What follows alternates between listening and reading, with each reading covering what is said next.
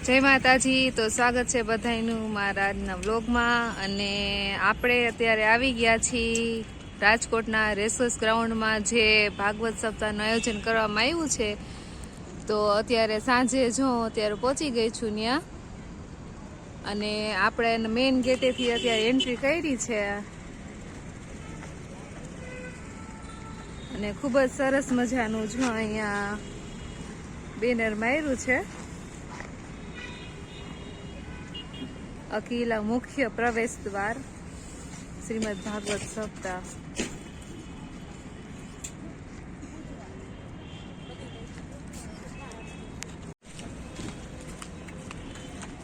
અને ખૂબ જ સરસ મજાનો પ્રવેશ દ્વાર આપણે અહીંયા બનાવ્યો છે, અને અહીંયાથી જ એન્ટ્રી કરવાની છે। અને શ્રી રાજકોટ લોહાણા મહાજન દ્વારા કથાનું જે આયોજન કરવામાં આવ્યું છે એનું મુખ્ય પ્રવેશ દ્વાર છે। અને કથા વક્તા તો હવે આપણને ખબર પડી જ ગઈ છે, જિજ્ઞેશ દાદા છે।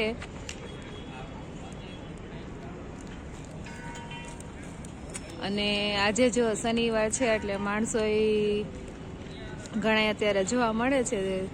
જો તમે બધા જોવા આવ્યા છે। હવે આપણે જવાનું છે અંદર।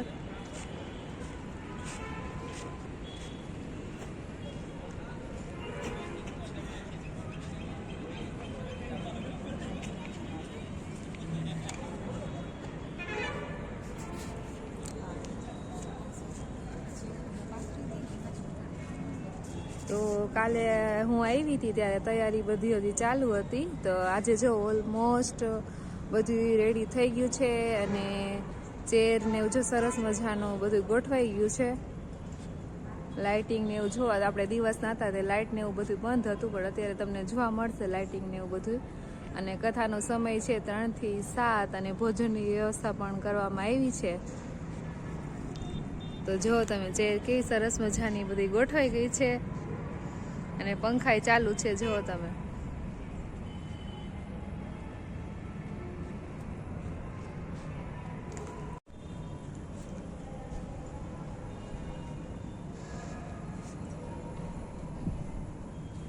LED સ્ક્રીન એ ગોઠવી છે।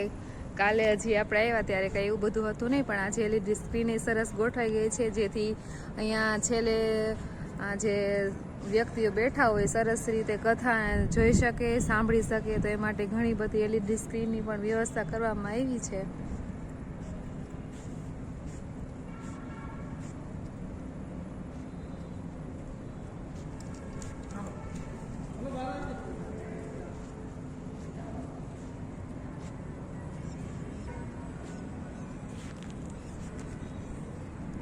અને સામે જે ગેટ દેખાય છે આવડો, આ એન્ટ્રી VIP ની એન્ટ્રી છે।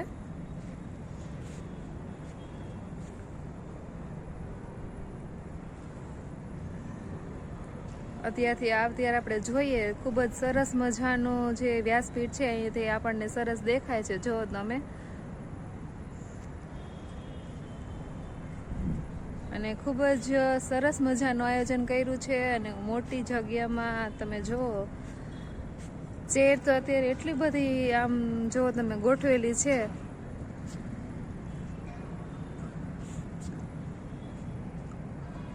માણસો વ્યવસ્થિત રીતે બેસી શકે તે માટે સરસ મજાનો ચેરની વ્યવસ્થા કરેલી છે।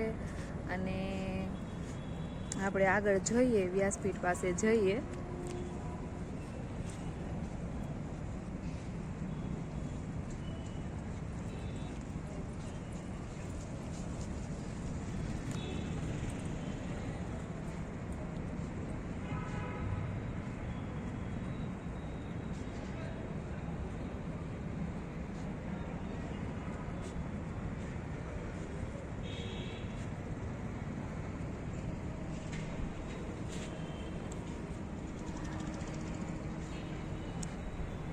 પંખા તો જો ચાલુ થઈ ગયા છે અત્યારથી ને, જો કે અત્યારે અહીંયા ખુલ્લી જગ્યા છે, અને સાંજનો સમય છે એટલે ઠંડો પવન સરસ આવે છે।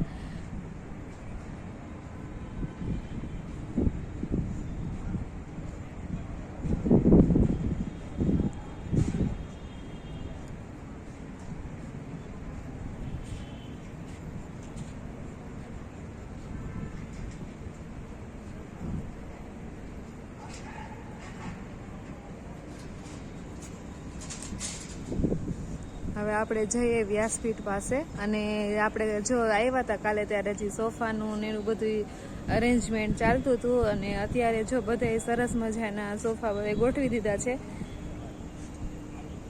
વીઆઈપી માટે.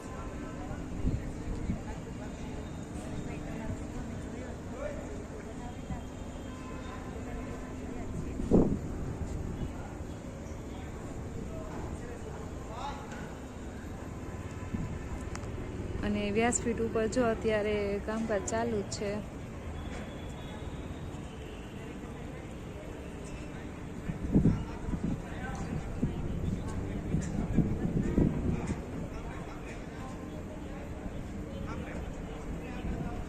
તો જો તમને અત્યારે સોફા અહીંથી દેખાય, ખૂબ જ સરસ મજાના ગોઠવાઈ ગયા છે.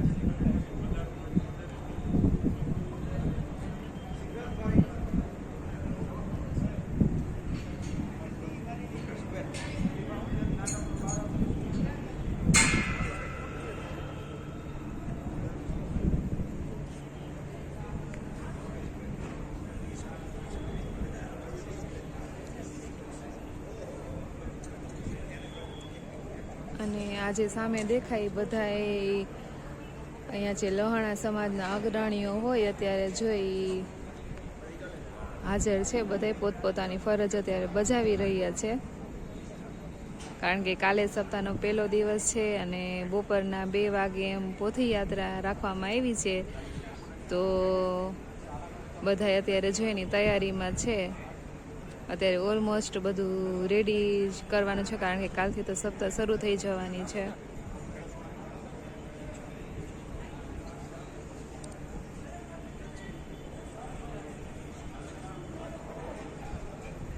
અને આમે જો હજી કામકાજ ચાલુ જ છે.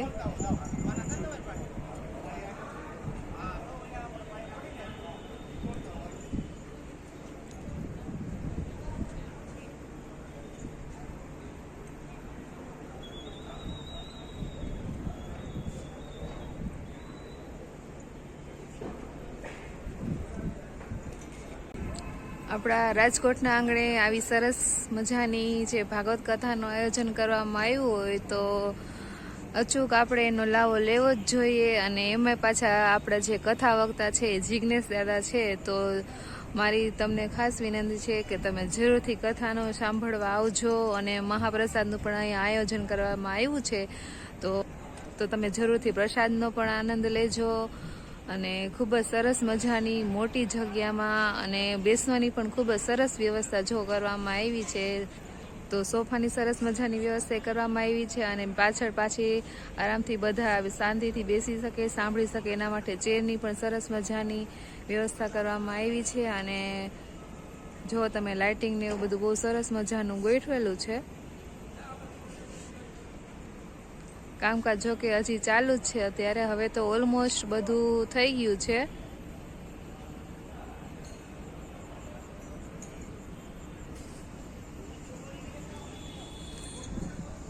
અને કાલે બપોરના 2 વાગે, કાલે એટલે કે રવિવારે 30 તારીખે પોથીયાત્રા નીકળવાની છે વિરાણી હાઈસ્કૂલમાંથી.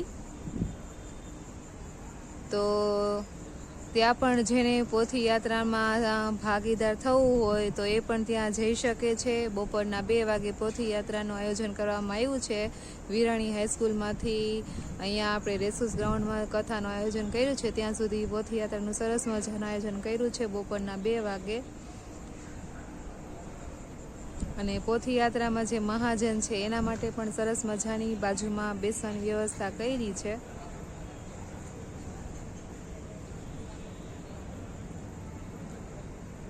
તો આપણે દિવસનો તો વ્યૂ જોયો જ, તો પણ રાતનો વ્યૂ પણ કેટલો એકદમ ફાઇન છે. સરસ મજાની જગ્યાએ આવ્યા હોય તો આપણે એમનામાં જ આપણને એટલી અહીંયા મજા આવે એવું સરસ અહીંયા જગ્યા છે. અને રાતનો તો વ્યૂ તો જુઓ તમે, બહુ ફાઇન છે એકદમ. આમ આપણને મજા આવે એવો છે. અંદરથી જ આપણે એટલા ખુશ થઈ જાય ને એકદમ શાંતિ વાળું અત્યારે અહીંયા વાતાવરણ છે.